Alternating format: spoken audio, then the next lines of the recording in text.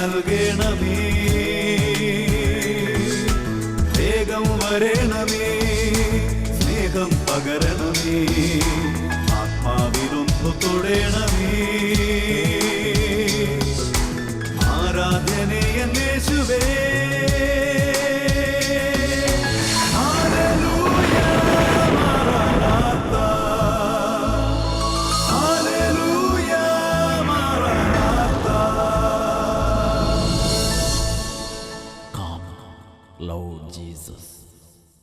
യോഹന്നാൻ്റെ സുവിശേഷത്തിൽ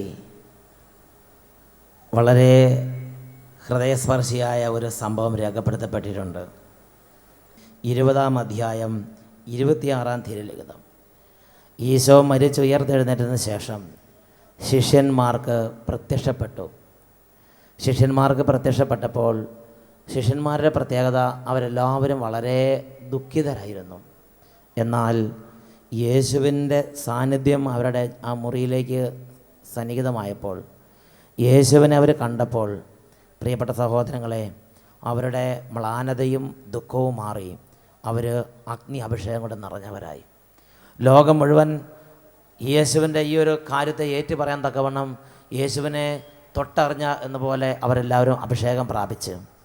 പക്ഷേ ബൈബിൾ രേഖപ്പെടുത്തുകയാണ്, 12 പേരിൽ ഒരുവനും ദീദിമോസ് എന്ന് വിളിക്കപ്പെട്ടിരുന്നവനുമായ തോമസ് യേശു വന്നപ്പോൾ അവരുടെ കൂടെ ഉണ്ടായിരുന്നില്ല. അതുകൊണ്ട് ദീദിമോസ് തിരിച്ചു വന്നപ്പോൾ, എന്തെങ്കിലും കാര്യത്തിന് പോയതായിരിക്കും, തിരിച്ചു വന്നപ്പോൾ ശിഷ്യന്മാർ പറഞ്ഞു, ദേ യേശു വന്നു, ഞങ്ങൾ യേശുവിനെ കണ്ടു, ഞങ്ങൾക്ക് സന്തോഷമായി. ഉടനെ ദീദിമോസിന് ഫീലിംഗ് ആയി.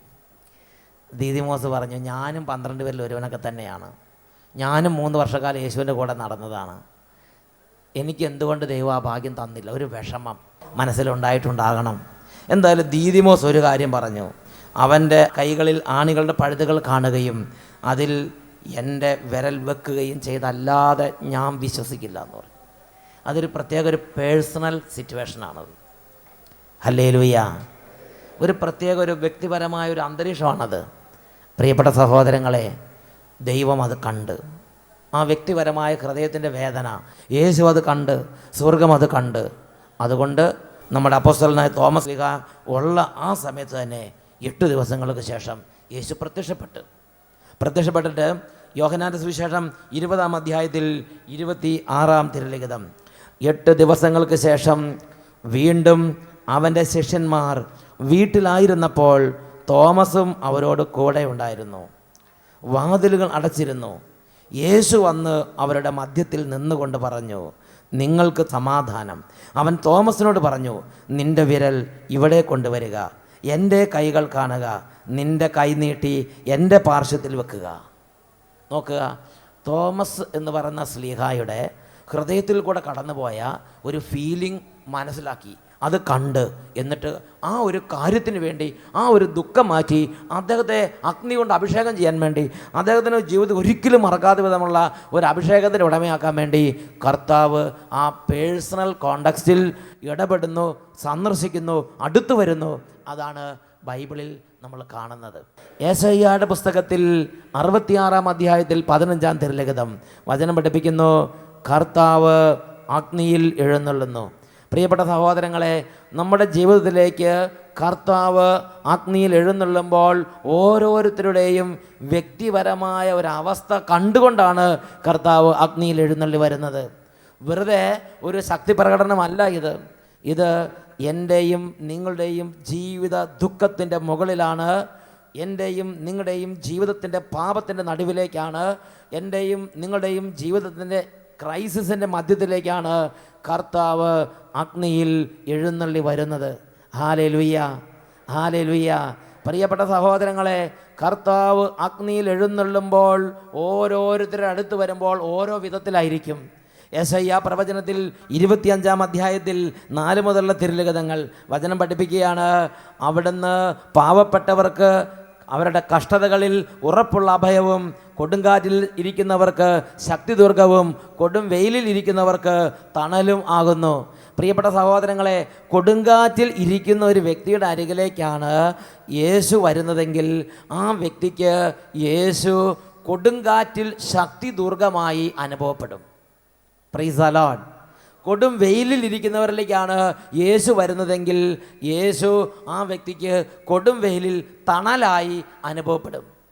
വേറൊരു വാക്യം പറഞ്ഞാൽ, എൻ്റെയും നിങ്ങളുടെയും വ്യക്തിപരമായ ജീവിതം അറിയുന്ന ദൈവം ആ വ്യക്തിപരമായ ജീവിതത്തിൻ്റെ സാഹചര്യങ്ങളിലേക്കാണ് എഴുന്നള്ളി വരുന്നത്.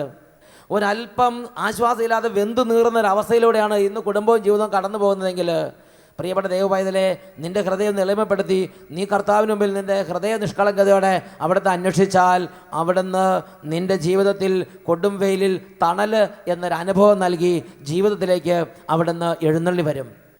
യെശയ്യാ 28:6 പഠിപ്പിക്കുകയാണ്, അവിടുന്ന് ന്യായാധിപന് നീതിയുടെ ആത്മാവും നഗര കവാടത്തിലിരുന്ന് ശത്രുവിനെ തുരത്തുന്നതിന് ശക്തിയുടെ ആത്മാവുമാകുന്നു. ഒരു ന്യായാധിപൻ്റെ മേലാണ് കർത്താവ് എഴുന്നള്ളി വരുന്നതെങ്കിൽ ന്യായാധിപന് നീതിയുടെ ആത്മാവായി കർത്താവ് അവിടെ വ്യാപരിക്കാൻ തുടങ്ങും. പ്രിയപ്പെട്ട സഹോദരങ്ങളെ, ഇത് ഒരു ആത്മീയ യാഥാർത്ഥ്യമാണ്. ഒരു വ്യക്തിയുടെ ജീവിതത്തിൽ എന്താണോ ആ വ്യക്തിയുടെ പ്രശ്നം, ആ പ്രശ്നത്തിലേക്കാണ് ദൈവത്തിൻ്റെ ശക്തി അത്ഭുതകരമായി അവിടുന്ന് അയക്കുന്നത്. എൻ്റെ കുടുംബത്തിൻ്റെ പ്രശ്നത്തിലേക്കാണ് ദൈവത്തിൻ്റെ ശക്തി അവിടുന്ന് അത്ഭുതകരമായി അയക്കുന്നത്. എൻ്റെ സമൂഹത്തിൻ്റെ പ്രശ്നത്തിലേക്ക് ഇടപെടുന്നവനാണ് ബൈബിളിലെ ദൈവം. Hallelujah, hallelujah. പ്രിയപ്പെട്ട സഹോദരങ്ങളെ, എനിക്ക് ഈ കാര്യത്തെക്കുറിച്ച് കൂടുതൽ മനസ്സിലായ ഒരു സംഭവം നിങ്ങളോട് പറയാം. പാലാ ഭരണങ്ങാനം കൺവെൻഷൻ നടക്കുകയാണ്. പാലാ ഭരണങ്ങാനം കൺവെൻഷൻ നടക്കുന്ന സമയത്ത് അവിടെ ഒരു കുടുംബത്തിനൊരു അനുഭവം ഉണ്ടായി. ആ കുടുംബത്തിൻ്റെ അനുഭവം എങ്ങനെയാണ്? അവർ കല്യാണം കഴിഞ്ഞ് 8 വർഷമായി തമ്മിൽ യോജിപ്പില്ലാതെ വേർപിരിഞ്ഞ് നിൽക്കുകയാണ്. അങ്ങനെ ഇരിക്കുമ്പോഴാണ് 5 ദിവസത്തെ ഭരണങ്ങാനം കൺവെൻഷൻ നടക്കുന്നത്. ആദ്യത്തെ ദിവസത്തിൽ ഈ ആളുകളെല്ലാം വന്ന് സന്തോഷത്തോടെ ദൈവത്തെ ആരാധിച്ച് തിരിച്ചുപോയി. അങ്ങനെ 2-ാം ദിവസം കൺവെൻഷൻ നടക്കുന്ന സമയത്ത് ദേശാന്തരങ്ങളിൽ നിന്നും ദേവദൈനം പുറപ്പെട്ടു വന്നപ്പോൾ ഒരു കുടുംബത്തിൽ ഒരു പാവപ്പെട്ട ചേടത്തി, ഒരു സഹോദരി ദുഃഖിച്ചിങ്ങനെ മ്ലാനമുഖിയായി ഇരിക്കുകയാണ്. ആ സഹോദരിയോട് അവിടുത്തെ ചേടത്തി പറഞ്ഞു, എന്താ നീ ഇങ്ങനെ ദുഃഖിച്ചിരിക്കുന്നത്? അപ്പോൾ ആ സഹോദരി പറഞ്ഞു, ഇനി എന്ത് സന്തോഷം, എല്ലാം തവിട് പൊടിയായി, എല്ലാം തകർന്ന് തരിപ്പണമായി. കാരണം കല്യാണം കഴിഞ്ഞിട്ട് 1 വർഷം പോലും ഭർത്താവിൻ്റെ കൂടെ ജീവിക്കാൻ സാധിച്ചിട്ടില്ല. അതിനു മുമ്പേ കുടുംബജീവിതം തകർന്നു. ഇപ്പോൾ 2 പേരും വിവാഹമോചനത്തിൻ്റെ പക്കത്താണ്. കേസെല്ലാം ഫയൽ ചെയ്ത് കഴിഞ്ഞു. ഇനി കുറച്ച് പേപ്പേഴ്സും കൂടെ നീങ്ങിയാൽ അവർക്ക് 2 പേർക്കും അവരവർ വഴിക്ക് പോകാം. അങ്ങനത്തെ ഒരു അന്തരീക്ഷത്തിൽ ഈ ചേട്ടത്തി പറയാണ്, എന്ത് സന്തോഷം, എന്ത് സമാധാനം, എല്ലാം തവിട് പൊടിയായി എന്ന് പറഞ്ഞ് അങ്ങനെ മ്ലാനമുഖിയായിരിക്കുകയാണ്. അപ്പം നമ്മളെ നല്ല ചേട്ടത്തി ഉണ്ടായിരുന്നു, പഴയ വിശ്വാസമുള്ള നല്ല ചേട്ടത്തി. ആ ചേട്ടത്തി പറഞ്ഞു, അതിനെതിനാടി പെണ്ണെ നീ പേടിക്കണേ, നീ വാ, നമുക്ക് കൺവെൻഷൻ കൂടാന്ന് പറഞ്ഞു. പ്രിയപ്പെട്ട സഹോദരങ്ങളെ, കൺവെൻഷൻ കൂടിയ പ്രശ്നം പരിഹരിക്കപ്പെടുമോ? പ്രിയപ്പെട്ട സഹോദരങ്ങളെ, ആ ചേട്ടത്തി പറഞ്ഞപ്പോൾ ഈ സഹോദരിയുടെ മേലൊരു വിശ്വാസകൃപ വ്യാപരിച്ചു. അങ്ങനെ ആ സഹോദരി പുറപ്പെട്ടു വന്നു. അങ്ങനെ 2-ാം ദിവസം ഭരണങ്ങാനത്ത് കൺവെൻഷൻ നടക്കുമ്പോൾ ആ ഗ്രൗണ്ടിൻ്റെ ഒരു മൂലയിലിരുന്ന് കർത്താവേ യേശുവേ എന്ന് ഹൃദയം നുറുങ്ങി അവർ വിളിച്ചപേക്ഷിച്ച്. പ്രിയപ്പെട്ട സഹോദരങ്ങളെ, അന്ന് പരിശുദ്ധ കുർബാന എഴുന്നള്ളിച്ച് വെച്ച് ആരാധനയൊക്കെ നടത്തുമ്പോൾ വലിയ ആഗ്രഹത്തോടെ കരഞ്ഞ് നിലവിളിച്ച് അവരുടെ ഹൃദയത്തിൻ്റെ ദുഃഖം യേശുവിൻ്റെ സന്നിധിയിൽ പറഞ്ഞ് കരഞ്ഞ് നിലവിളിച്ച് ആ ദുഃഖത്തിലേക്ക് ആ രാത്രി യേശു എഴുന്നള്ളി വന്നു. അന്ന് രാത്രി കൺവെൻഷൻ കഴിഞ്ഞ് വീട്ടിൽ ചെന്നപ്പോൾ ഒരു 10-10:30 ആയപ്പം ഒരു ഫോൺ കോൾ വന്നിരിക്കുകയാണ്. ഫോൺ കോൾ ഭർത്താവിൻ്റേതാണ്. ഭർത്താവ് ഭാര്യനെ വിളിച്ചു. ഭാര്യയോട് പറഞ്ഞു, നീ അവിടെ എന്തെടുക്കുക? നീ ഇല്ലാതെ എൻ്റെ ജീവിതം മടുത്ത്, എത്രയും പെട്ടെന്ന് നീ എൻ്റെ വീട്ടിലേക്ക് വരാൻ പറഞ്ഞ് ഭാര്യനെ വിളിച്ചു. ഭാര്യ പറഞ്ഞു, ചേട്ടൻ്റെ ഒരു ഫോൺ വിളിക്കകത്ത് ഞാൻ കുറേ കാലമായി ഇരിക്കാൻ തുടങ്ങിയിട്ട്, ഞാൻ ഇപ്പം തന്നെ പുറപ്പെട്ട് വരാമെന്ന്. അത്രയും അങ്ങോട്ട് പെട്ടെന്ന് മനസ്സങ്ങോട്ട് ഐക്യപ്പെട്ടു. പിറ്റേ ദിവസം തന്നെ ഈ സഹോദരിയുടെ മാതാപിതാക്കളുമായിട്ട് സഹോദരി രാവിലെ തന്നെ ഭർത്താവിൻ്റെ വീട്ടുകാരുടെ അടുത്തേക്ക് പോയി. ഭർത്താവ് അവിടുന്ന് അന്ന് ഉച്ച കഴിഞ്ഞ് ഇങ്ങോട്ട് പാലായിക്ക് വന്നു. അങ്ങനെ 3-ാം ദിവസം കൺവെൻഷൻ കൂടുമ്പം ഇവർ ഭാര്യ ഭർത്താക്കന്മാരായി ഏക ഹൃദയത്തോടെ കൺവെൻഷൻ ഗ്രൗണ്ടിലേക്ക് വന്ന് കർത്താവിനെ ആരാധിച്ച്. പ്രിയപ്പെട്ട സഹോദരങ്ങളെ, പിന്നെയുള്ള ആ കൺവെൻഷൻ്റെ ബാക്കി ദിവസങ്ങളെല്ലാം ഇവർ ഒറ്റ കുടുംബമായി ആ കൺവെൻഷൻ ഗ്രൗണ്ടിൽ നിന്ന് കർത്താവിനെ ആരാധിച്ച്. അവർ പറയുകയാണ്, 8 വർഷമായി എത്രയോ മധ്യസ്ഥന്മാർ ഇടപെട്ടതാണ്, എത്രയോ ഉപദേശങ്ങൾ ഇതിനു വേണ്ടി നടന്നതാണ്, എന്നാൽ ഒന്നും ഗുണം പിടിച്ചില്ല. അവസാനം ഞാൻ എൻ്റെ കർത്താവിൻ്റെ അടുത്ത് വന്ന് യേശുവേ എന്ന് വിളിച്ചപ്പോൾ എൻ്റെ ദുഃഖത്തിലേക്ക് യേശു വന്നു. തകർന്നിരുന്ന കുടുംബജീവിതത്തിലേക്ക് യേശു വന്നപ്പോൾ എന്തായി? അവരുടെ ഹൃദയത്തിൻ്റെ അനൈക്യം മാറി. ഹൃദയവും തമ്മിൽ ആരും പറയാതെ അങ്ങോട്ട് ഐക്യപ്പെട്ട്. ഹല്ലേലൂയ. പ്രിയപ്പെട്ട സഹോദരങ്ങളെ, തകർന്നിരിക്കുന്ന ഒരു കുടുംബത്തിലേക്കാണ് യേശു വരുന്നതെങ്കിൽ യേശുവിൻ്റെ സന്ദർശനത്തിൽ ആ കുടുംബം അത് കർത്താവിൻ്റെ കുടുംബമായി, അഭിഷേകത്തിൻ്റെ ഐക്യത്തിൻ്റെ ഒരു കുടുംബമായി കർത്താവിൻ്റെ സാന്നിധ്യത്താൽ അത് വ്യത്യാസപ്പെടും. ഉൽപ്പത്തിയുടെ പുസ്തകത്തിൽ 1-ാമത്തെ അധ്യായം നമ്മൾ വായിക്കുന്നുണ്ട്. പ്രപഞ്ചത്തിൻ്റെ ആദിയിൽ ഭൂമി രൂപരഹിതമായിരുന്നു, അത് അന്ധകാരം നിറഞ്ഞതായിരുന്നു, ക്രമരഹിതമായിരുന്നു. രൂപരഹിതമായിരുന്ന അന്ധകാരാവൃതമായിരുന്ന ആ അന്ധകാരത്തിൻ്റെ മേൽ ദൈവത്തിൻ്റെ ആത്മാവ് വന്നു, അത് അതിൻ്റെ മേൽ വ്യാപരിച്ചു, അതിൻ്റെ മേൽ ചലിച്ചുകൊണ്ടിരുന്നു. ഭൂമിക്ക് രൂപവും ഭാവവും ഭംഗിയും മനോഹാരിതയും കൈവന്നു. പ്രിയപ്പെട്ട സഹോദരങ്ങളെ, ഇതുപോലെ ഓരോരുത്തരുടെയും വ്യക്തിപരമായ ആ ഒരു സാഹചര്യത്തിലേക്ക് ദൈവത്തിൻ്റെ അത്ഭുതകരമായ സന്ദർശനം ഉണ്ടാകുമ്പോൾ അവിടെ മനോഹാരിതയും രൂപവും ഭാവവും അടിത്തറകളും കർത്താവിൻ്റെ സാന്നിധ്യത്താൽ അവിടെ ഓരോരുത്തർക്കും ലഭ്യമാവുകയാണ്. ഹല്ലേലൂയ, ഉറക്കെ പറ ഹല്ലേലൂയ, ഹല്ലേലൂയ. പ്രിയപ്പെട്ട സഹോദരങ്ങളെ, മറ്റൊരു വ്യക്തിയുടെ അനുഭവം നിങ്ങളുടെ ശ്രദ്ധയിലേക്ക് കൊണ്ടുവരാം. വർഷങ്ങളായി പാപത്തിൽ തകർന്ന ഒരു വ്യക്തിയാണെന്ന് ചിന്തിക്ക്. മയക്കുമരുന്ന്, മദ്യപാനം, ചീട്ടുകളി, ദുർവൃത്തി, അങ്ങനെ പാപത്തിൽ തകർന്നൊരു വ്യക്തിയാണെന്ന് ചിന്തിക്ക്. ആ പാപത്തിലിരിക്കുന്നൊരു വ്യക്തി എൻ്റെ യേശുവേ, എൻ്റെ ദൈവമേ എന്ന് പറഞ്ഞ് കരഞ്ഞു നിലവിളിച്ചാൽ യേശു ആ കുടുംബത്തിലേക്ക് വരും, ആ ജീവിതത്തിലേക്ക് വരും. അപ്പോൾ ആ വ്യക്തിക്ക് എന്തായിരിക്കും ആ വ്യക്തിയുടെ അനുഭവം? ഓരോ വ്യക്തിയുടെ അനുഭവം നമുക്ക് ശ്രദ്ധിച്ചു നോക്കാം. എൻ്റെ പേര് ജോണി. ഞാൻ കോതമംഗലം രൂപതയിലെ കലേന്താനി ഇടവകയിൽ ആലക്കോട് നിന്നും വരുന്നു. കഴിഞ്ഞ നവംബർ മാസത്തിലെ ഇവിടുത്തെ ആദിവ്യാഴ്ച ധ്യാനത്തിന് എൻ്റെ ഭാര്യയോട് പങ്കെടുക്കുകയും അവൾ വന്നതിന് ശേഷം ഡിസംബറിൽ എന്നോട് പോകണമെന്ന് ആവശ്യപ്പെടുകയും ചെയ്തു. ഞാനപ്പോൾ ഇത് പോരാൻ തയ്യാറായില്ല. കാരണം ഞാൻ 16 വർഷമായിട്ട് മദ്യവും ഹാൻസും പാൻപരാവും സ്ഥിരമായിട്ട് ഉപയോഗിക്കുന്ന ഒരാളാണ്. എനിക്ക് പെയിൻറ്റിങ്ങാണ് പണി. അപ്പോൾ ഞാൻ പോരാൻ തയ്യാറായില്ല. ലാസ്റ്റ് അങ്ങനെ പറഞ്ഞ് പോരുന്നതിൻ്റെ അന്ന് വൈകുന്നേരം ഒരു 7 മണിയായപ്പോൾ ഞാൻ സമ്മതിക്കുകയാണ് പോരാമെന്ന്. അപ്പോൾ ഒരു വ്യവസ്ഥ വെച്ചു, ഹാൻസ് ഞാൻ കൊണ്ടുപോകും. ഹാൻസ് എടുത്തപ്പോൾ ഇങ്ങോട്ട് കൊണ്ടുവരുന്നു. അപ്പോൾ ഹാൻസ് എടുത്തപ്പോൾ എൻ്റെ ഭാര്യ കയറി കൈ കയറി പിടിച്ചു. ഞാൻ പറഞ്ഞു അങ്ങനെയാണ് ഞാൻ പോകുന്നില്ല, നീ തന്നെ പൊക്കോളാൻ പറഞ്ഞു. അങ്ങനെ അവൾ സമ്മതിച്ച് ഞാൻ ഹാൻസുമായിട്ട് പോകുന്നു. അവിടെ മുതൽ ഞാൻ ഹാൻസ് വെച്ച് പോന്നു. ഇവിടെ വന്ന് രാവിലെ ഹാൻസ് വെച്ചു. അതിനുശേഷം ധ്യാനഹാളി വന്നപ്പോൾ ഞാൻ ഹാൻസ് എടുത്ത് മടി വെച്ചിട്ട് ധ്യാനം കൂടിക്കൊണ്ടിരുന്നു. ആ വിടുതൽ ശിക്ഷ സമയത്ത് അച്ഛനെ വന്ന് വിളിച്ച് പറഞ്ഞാൽ കേൾക്കായിരുന്നു ഇത് വിട്ടു പോകുന്ന കാര്യമൊക്കെ. പക്ഷേ ഇത് എന്നെയാണെന്ന് എനിക്കറിയത്തില്ലായിരുന്നു. എനിക്ക് ഭയങ്കര പനിയാണ് പിടിച്ചോളൂ. എനിക്ക് പനി പിടിച്ചത് എനിക്ക് വിറയ്ക്കും, എനിക്കൊന്നും ചെയ്യാൻ പറ്റില്ല, ഒന്നും ചെയ്യാൻ കഴിയുന്നില്ല. ഞാൻ കസേര പിടിച്ചങ്ങനെ നിൽക്കുകയാണ്. ഇതെന്നാ സംഭവം എനിക്കും മനസ്സിലാവുന്നില്ല. ലാസ്റ്റ് അങ്ങനെ നിന്ന് കുറേ നേരം കഴിഞ്ഞപ്പോൾ പിന്നെ വീണ്ടും നിന്നു. 3:30 ആയപ്പോഴും ഇറങ്ങിപ്പോയി വണ്ടിയിൽ ചെന്ന് കയറി കഴിഞ്ഞപ്പോൾ ഞാൻ ഓർത്തു, നമ്മുടെ സാധനം കയ്യിരിപ്പുണ്ടല്ലോ, അതെടുത്ത് വേഗം കൈക്കകത്ത് കുടഞ്ഞിട്ടു. കൈ കുടഞ്ഞിട്ട് ഇങ്ങനെ കയ്യിലേക്ക് കുടഞ്ഞിട്ടതിന് ശേഷം ഞാൻ ഇങ്ങനെ പിടിച്ചോണ്ടിരിക്കുകയാണ്. പിന്നെ എനിക്ക് നനക്കാൻ കഴിയുന്നില്ല ഈ കൈ ഇങ്ങനെ തന്നെ ഇരിക്കുകയാണ്. അപ്പോൾ ആൾക്കാരെല്ലാം ഇങ്ങനെ ശ്രദ്ധിക്കുന്നു തന്നെ. ഞാനിങ്ങനെ നിൽക്കുന്നു. അതിന് പുറകെ ഇവിടെ മുതൽ എൻ്റെ കൈ ഇങ്ങനെ കത്തി ഇങ്ങനെ കരിഞ്ഞ് പുകഞ്ഞ് നീറുവാണ്. അപ്പോൾ ആരും മുളകരച്ച് വെച്ചും പോലെ കൈ രണ്ടും ഇങ്ങനെ നിൽക്കുകയാണ്. എനിക്ക് അടുത്തേക്ക് ആൾ മിണ്ടാനും മേല. ഞാനിങ്ങനെ ഒരു 5 മിനിറ്റ് വരെ അങ്ങനെ ഇരുന്നു. ഇങ്ങനെ ഇരുന്നതിന് ശേഷം അടുത്തിരുന്ന ആളോട് പറഞ്ഞു ഞാൻ ഗ്ലാസ്സും തള്ളി വെക്കാൻ പറഞ്ഞു. അയാൾ ഗ്ലാസ് തള്ളി വെച്ചപ്പോൾ ഞാൻ ഈ 2 സാധനം ഈ താവളത്ത് തന്നെ ഈ സാധനം കളഞ്ഞപ്പോൾ എൻ്റെ പനിയും വിട്ടു, എൻ്റെ ഈ ചൂടും പോയി, എല്ലാം പോയി. എൻ്റെ ദൈവമേ. അതിനുശേഷം 8-ാം തീയതി ഞങ്ങളുടെ പള്ളിയിലെ പെരുന്നാളായിരുന്നു. അപ്പം ഈ ഹാൻസ് വിട്ടുപോയി. എന്നാൽ മദ്യം പോയിട്ടില്ലല്ലോ, എന്നാൽ ശാലം മദ്യം കഴിച്ചേക്കാം എന്നിങ്ങനെ കണക്കാക്കി 8-ാം തീയതി മദ്യം കഴിക്കാൻ വേണ്ടി എൻ്റെ ചേട്ടനും വന്നു സാധനമായിട്ട്. അപ്പോൾ കഴിച്ചേക്കാമെന്ന് പറഞ്ഞ് വൈകുന്നേരം കയറി ചെന്ന് ഒരു കുപ്പി എടുത്ത് പൊട്ടിച്ചു. ഗ്ലാസ്സിൽ വെച്ച് കഴിഞ്ഞപ്പോൾ എനിക്ക് ഛർദ്ദിക്കാൻ വന്നു. ഞാൻ ഇറങ്ങി ഓടി മിറ്റത്ത് വന്നപ്പോൾ എനിക്ക് ഛർദ്ദിക്കാൻ വരുന്നില്ല. ഞാൻ വീണ്ടും തിണ്ണയുന്ന പെരക്കകത്ത് കാല് വെക്കും, എനിക്ക് ഛർദ്ദിക്കാൻ വരും, അകത്തേക്ക് കയറാൻ പറ്റുന്നില്ല. അങ്ങനെ ഒരു 3-4 പ്രാവശ്യം ആയപ്പോഴത്തേക്ക് എനിക്ക് തോന്നി എന്താ പ്രശ്നമായി. ഉടനെ ഞാൻ പറഞ്ഞു നിങ്ങൾ കഴിച്ചു, എനിക്ക് വേണ്ടാന്ന് പറഞ്ഞു. പിന്നെ എനിക്ക് അകത്ത് കയറാം, അവരുടെ അടുത്ത് പോകാം. അതിനുശേഷം ഈസ്റ്റർ വന്നു, ഇതെല്ലാം കടന്നുപോയി. ഈസ്റ്റർ വന്നു കഴിഞ്ഞപ്പോൾ ഞാൻ എൻ്റെ ഒരു വീട്ടിൽ ചെന്നു. ഇപ്പോൾ അവിടെ നല്ല മദ്യസർക്കാർ നടന്നുകൊണ്ടിരിക്കുകയാണ്. ഞാൻ അവിടെ ചെന്ന് കയറി, അകത്തേക്ക് കയറി ഈ മണം വന്നത് എനിക്കവിടെ നിൽക്കാൻ കഴിയില്ല. ഞാൻ പുറത്തേക്ക് ആടി. അപ്പോൾ ഇവർ ചെന്ന് ഭക്ഷണം കഴിക്കുന്നു പറഞ്ഞു. എന്നെ ആരോ തള്ളി എടുത്ത് പിന്നെ പുറത്തുകൊണ്ട് വെക്കുക. ഞാൻ ലാസ്റ്റ് ഇവരോടൊന്നും യാത്ര പോലും പറയാതെ ഞാൻ ആ വീട്ടിൽ നിന്ന് കയറിപ്പോന്നു, വിട്ടുപോകുന്നു. പിന്നെ വിട്ടു പേടിച്ചു, ആരാന്ന് എനിക്കറിയില്ല. ഹല്ലേലൂയ. 16 വർഷമായി കഞ്ചാവ്, ഹാൻസ്, പാൻപരാഗ്, ചാരായം, വിദേശ മദ്യം, പിന്നെ ഇതെല്ലാം കൂടെ കൂട്ടിക്കുറച്ചുള്ള കുഴമ്പ്, ഇങ്ങനെ പല സാധനങ്ങൾ ഉപയോഗിച്ച് തഴങ്ങിയ ഒരു പൈതലിനെയാണ് നമ്മൾ കണ്ടത്. അദ്ദേഹം ഒരു പെയിൻറ്ററാണ്. സാധാരണ നമ്മുടെ പോലെ പച്ചയായ ഒരു ജീവിതം നയിക്കുന്ന ഒരു മനുഷ്യൻ. സാധാരണ രാവിലെ എഴുന്നേറ്റ് ഇങ്ങനെ ഉപയോഗിക്കും, പെയിൻറ്റിങ്ങിന് പോകും. ആ പെയിൻറ്റിങ് നമ്മൾ ചവച്ചുകൊണ്ടിരിക്കും, കടിച്ചുകൊണ്ടിരിക്കും, കുടിച്ചുകൊണ്ടിരിക്കും, വൈകുന്നേരം തിരിച്ചു വരും. അങ്ങനെ ഒരു ജാതി ജീവിതം. അങ്ങനെ ഇരിക്കുമ്പോഴാണ് അഗ്നിയിൽ എഴുന്നള്ളുന്ന ദൈവത്തെക്കുറിച്ച്, ജീവിക്കുന്ന കർത്താവായ ദൈവം ജീവിക്കുന്നുവെന്നും നമ്മളൊന്ന് കരഞ്ഞു വിളിച്ചാൽ നമ്മുടെ ജീവിതത്തിൻ്റെ പ്രത്യേക സാഹചര്യങ്ങൾ ഇടപെടുമെന്നും ഈ ചേട്ടൻ്റെ ഭാര്യയ്ക്ക് മനസ്സിലായി. Praise the Lord. അങ്ങനെ ഭാര്യ വീട്ടിൽ ചെന്ന് പറഞ്ഞു, ചേട്ടാ ഇത് നിസ്സാര കാര്യമല്ല. ലൂക്കായുടെ സുവിശേഷത്തിൽ 3-ാം അധ്യായത്തിൽ 6-ാം വാക്യത്തിൽ പറഞ്ഞിരിക്കുന്നതാണിത്. സകലരും ദൈവത്തിലുള്ള രക്ഷ കാണുന്ന സമയം. അതുകൊണ്ട് നമ്മുടെ ജീവിതത്തിൽ രക്ഷ തരാൻ ദൈവത്തിന് ആഗ്രഹമുണ്ട്. All flesh shall see salvation from God.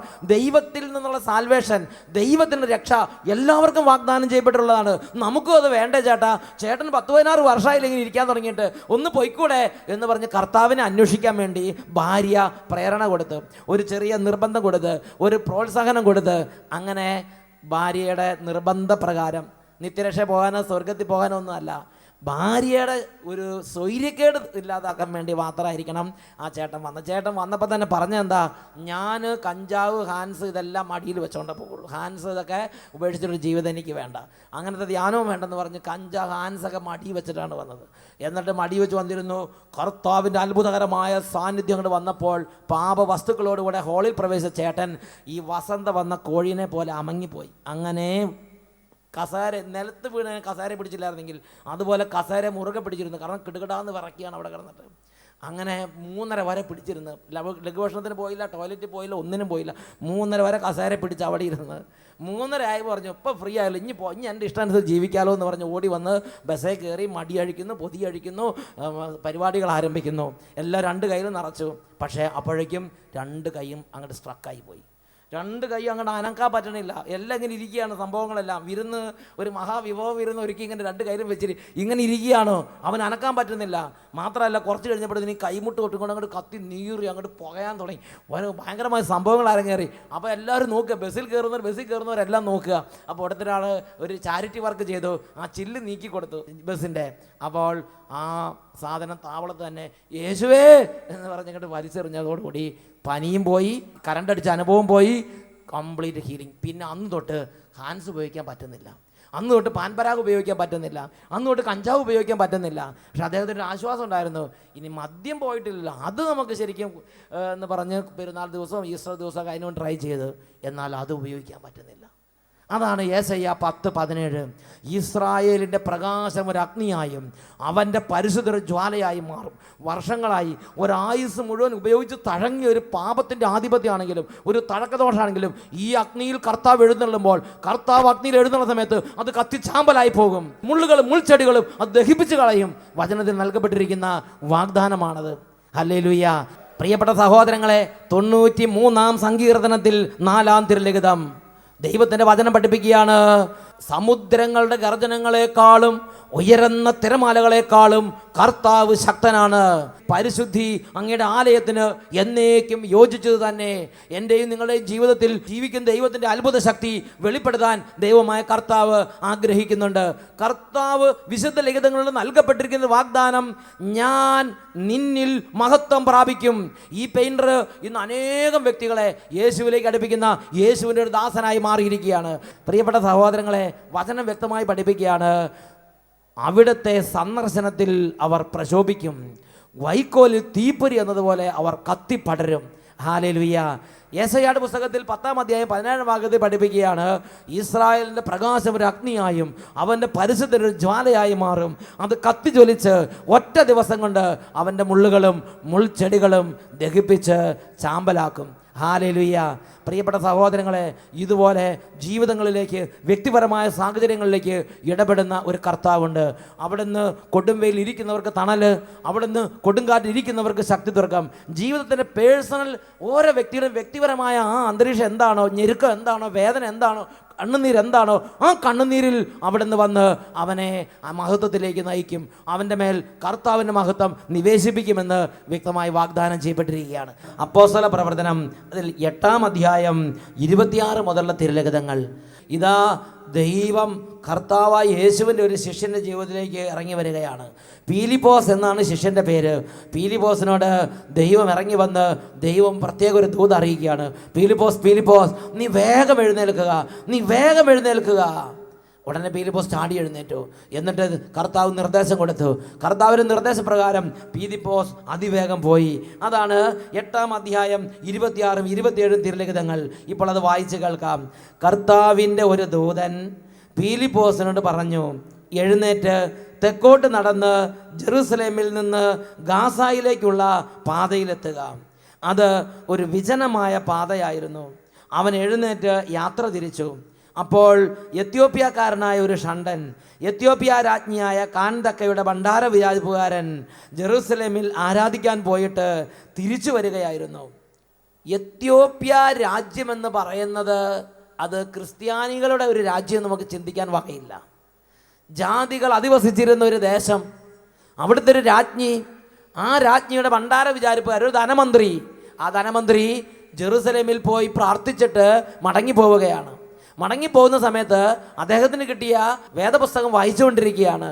വേദപുസ്തകം വായിച്ചുകൊണ്ടിരിക്കുമ്പോൾ ഇതാ ബൈബിൾ പറയുകയാണ്, ഈ എത്യോപ്യ രാജ്ഞിയുടെ ഭണ്ഡാര വിചാരിപ്പുകാരന് വേദപുസ്തകം വായിച്ചിട്ട് മനസ്സിലാകുന്നില്ല. അദ്ദേഹത്തിൻ്റെ ഹൃദയത്തിലൊരു വേദന, അദ്ദേഹത്തിൻ്റെ വ്യക്തിപരമായൊരു സിറ്റുവേഷൻ, അത് ദൈവം കണ്ട് ബൈബിള് വായിച്ചിട്ട് അതിൻ്റെ അർത്ഥം ഗ്രഹിക്കാൻ പറ്റാതെ ഹൃദയം കൊണ്ട് നൊമ്പരപ്പെടുന്ന ഒരു ദൈവ പൈതലിൻ്റെ ഹൃദയത്തിൻ്റെ വേദന കർത്താവ് കണ്ടു. ഉടനെ തന്നെ കർത്താവ് സ്വർഗത്തിൽ നിന്ന് ഇറങ്ങി വന്ന് തൻ്റെ ദൂതനെ അയച്ച് പീലിപ്പോസിനെ ഉണർത്തി. എന്നിട്ട് പീലിപ്പോസിനെ വേഗം ഈ രഥത്തിൻ്റെ അടുത്തേക്ക് എത്തിച്ചു. 28-29 വാക്യങ്ങൾ നമുക്ക് വായിക്കാം. ആത്മാവ് പീലിപ്പോസിനോട് പറഞ്ഞു, ആ രഥത്തെ സമീപിച്ച് നടക്കുക. അവൻ ഓടി രഥത്തിനരികെ ചെന്നു. യേശയ്യായുടെ പ്രവചനം വായിച്ചു കൊണ്ടിരിക്കുന്നത് കണ്ടു. നമുക്ക് പരിശുദ്ധാത്മാവ് കൂടെ നിന്ന് ഗൈഡൻസ് കൊടുക്കുകയാണ്. കുറച്ചും കൂടെ ക്ലോസ്, കുറച്ചും കൂടെ അടുത്ത് ക്ലോസർ എന്ന് പറഞ്ഞ് അടുപ്പിച്ച് രഥത്തോട് അടുപ്പിച്ച് പീലിപ്പോസിനെ നടത്തിച്ച്. എത്യോപ്യ രാജ്ഞിയുടെ ഭണ്ഡാര വിചാരിപ്പുകാരെ ക്ഷണിച്ചിട്ടില്ല, ചോദിച്ചിട്ടില്ല, ഒന്നും ഇൻട്രാക്ഷൻ ഇല്ല. പക്ഷേ ദൈവത്തിൻ്റെ ആത്മാവ് ആ ഹൃദയത്തിലൂടെ ഓടുന്ന വേദന കണ്ട്, എന്നിട്ട് അത് പരിഹരിക്കാൻ വേണ്ടി ആ വ്യക്തിപരമായ സാഹചര്യത്തിലേക്ക് ഇറങ്ങി ഇടപെടുകയാണ്.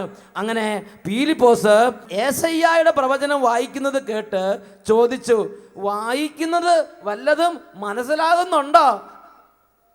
നോക്കി, ഇങ്ങോട്ട് എത്യോപ്യ രാജ്ഞിയുടെ ഭണ്ഡാര വിചാരം ഒന്നും പറയുന്നില്ലെങ്കിൽ അങ്ങോട്ട് കയറി ഹെഡ് ചെയ്യണം. അത് പരിശുദ്ധാത്മാവ് പറഞ്ഞിട്ടാണ്.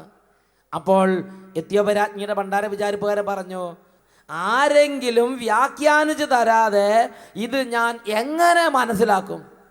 ഇത് അദ്ദേഹത്തിൻ്റെ വേദനയാണ്. ഞാൻ വായിക്കുന്ന ഈ ബൈബിള് എനിക്ക് മനസ്സിലാകുന്നില്ല. ആ ഒരു നൊമ്പരം, ആ ഒരു വിങ്ങല് ഹൃദയത്തിൽ പേറിക്കൊണ്ട് നടക്കുന്ന എത്യോപ്യ രാജ്ഞിയുടെ ഭണ്ഡാര വിചാരിപ്പുകാരനെ സ്വർഗത്തിൻ്റെ ദൈവം കണ്ട് ആ പ്രശ്നത്തിലേക്ക് ദൈവം ഇടപെട്ട് പീലിപ്പോസിനെ ഉടനെ അവിടെ എത്തിച്ച് ഉടനെ പീലിപ്പോസിനെ ക്ഷണിച്ചു. പീലിപ്പോസ് രഥത്തിൽ കയറിയിരുന്നു, വചനങ്ങൾ വ്യാഖ്യാനിച്ചു കൊടുത്തു. അഗ്നിയിൽ എന്ന പോലെ അത് കത്തിപ്പടർന്നു. ജ്ഞാനസ്നാനത്തിൽ അവസാനിച്ചു. അദ്ദേഹം വലിയൊരു യേശുവിന് ശിഷ്യനായി മാറി. അദ്ദേഹം ആ രാജ്യത്തേക്ക് ഒരു ക്രിസ്ത്യാനിയായി, യേശുവിന് ശിഷ്യനായി പോകാൻ, അദ്ദേഹത്തിന് ആത്മരക്ഷയിൽ ആനന്ദിച്ചു പോകാൻ ദൈവം ഇടവരുത്തി. ഹല്ലേലൂയ.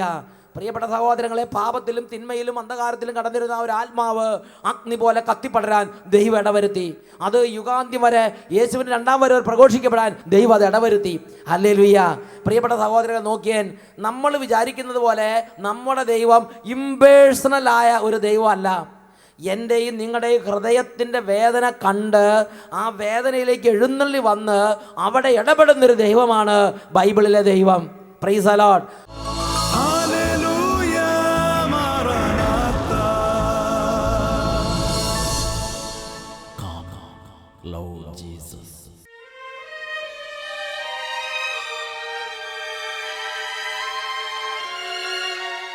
റോമാ ലേഖനത്തിൽ 16-ാം അധ്യായം 20-ാം തിരുലിഖിതം, സമാധാനത്തിൻ്റെ ദൈവം ഉടൻ തന്നെ പിശാചിനെ നിങ്ങളുടെ കാൽ കീഴിലാക്കി തകർത്ത് കളയും. ഈ നിമിഷങ്ങളിൽ ഓരോ പ്രയാസങ്ങളും തകർച്ചകളും തർക്കദോഷങ്ങളും ദുശീലങ്ങളും മദ്യപാനവും ചീട്ടുകളിയും ചീത്ത കൂട്ടുകെട്ടുകളും ഓരോ വിധത്തിലും ആത്മീയമായി തകർന്നുകൊണ്ടിരിക്കുന്നവർ കരങ്ങൾ രണ്ട് സ്വർഗത്തിലേക്ക് ഉയർത്തി യേശുവിൻ്റെ അത്ഭുത നാമത്തെ വിളിക്കട്ടെ. പിശാചിനെ കാൽ കീഴിലാക്കി തകർത്ത് കളയുന്ന സർവശക്തനായ ദൈവം ഈ നിമിഷം ഇടപെടുകയാണ്. കരങ്ങൾ ഉയർത്തി എല്ലാവരും പ്രാർത്ഥിക്കട്ടെ. Hallelujah, hallelujah, hallelujah. യേശുവേ, യേശുവേ, യേശുവേ. ഹൃദയം നുറുങ്ങി യേശുവിനെ വിളിക്കുക, മനസ്സ് നുറുങ്ങി യേശുവിനെ വിളിക്കുക. യേശുവേ, യേശുവേ, യേശുവേ. ആരാധന, ആരാധന, ആരാധന. ഓ യേശുവേ, അങ്ങയുടെ അത്ഭുതകരമായ ശക്തി അങ്ങയുടെ ശരീരത്തിൽ ഇപ്പോൾ വ്യാപരിച്ചു കൊണ്ടിരിക്കട്ടെ. തലമുറകളായി തകരുന്ന ഓരോ കുടുംബങ്ങളിലേക്കും വംശങ്ങളിലേക്കും അങ്ങയുടെ അത്ഭുത ശക്തി ഇപ്പോൾ വ്യാപരിക്കട്ടെ. Hallelujah, hallelujah. യേശുവേ, ആരാധന. ഹല്ലേലൂയ, മാറാനാത്ത. Come, Lord Jesus.